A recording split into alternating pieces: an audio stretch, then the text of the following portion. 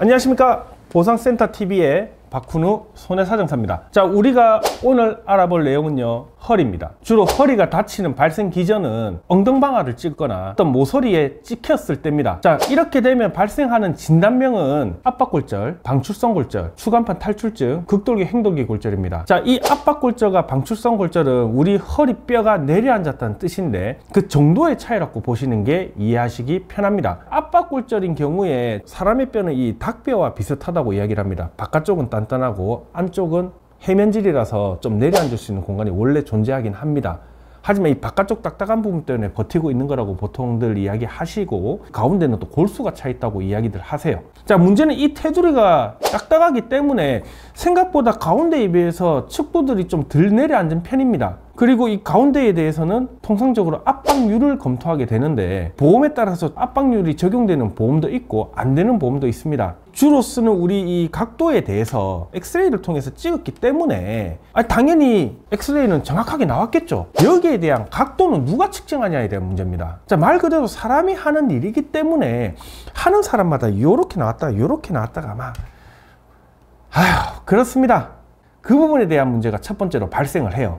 골다공증이 있다라면 그 골다공증에 대한 기여도도 적용해야 되는데, 자, 이 골다공증을 기여도를 적용해야 된다라는 기준은 있지만 그거를 골다공증이 얼마나 심한가에 따라서 얼만큼 적용하라는 기준은 없습니다. 결국은 이 부분에 대해서 논란이 일어날 수밖에 없죠. 자, 두 번째, 방출성 골절은 대부분 허리에다가 이렇게 핀을 박게 됩니다. 핀을 박으면 당연합니다. 압박골절보다 훨씬 받기 쉽습니다. 하지만 이 경우에도 기여도 부분은 똑같이 적용하게 됩니다. 이 기여도 부분이 얼마나 되는가에 대해서 보험사와의 논쟁이 좀 발생할 수밖에 없죠. 다음으로 이제 추간판 탈출증으로 넘어가자면, 추간판 탈출증 한 10년 전만 해도 그래도 담은 몇 프로라도 나오던 후유장이었습니다. 근데 현재로서는 옛날 같은 분위기는 아닙니다. 실질적으로 해봤자 무의미한 사항이 오는 경우가 많아요. 결국은 이게 원래 있었던 기양병력이 대부분 적용되는 바람에 인정이 얼마 안 됩니다. 저 같으면 이런 거는 후유장에 안 끊습니다. 극돌기, 행돌기는 힘든데 이 주체의 바깥쪽 외부에 대해서 다친 거라서 관절과는 상관이 없습니다.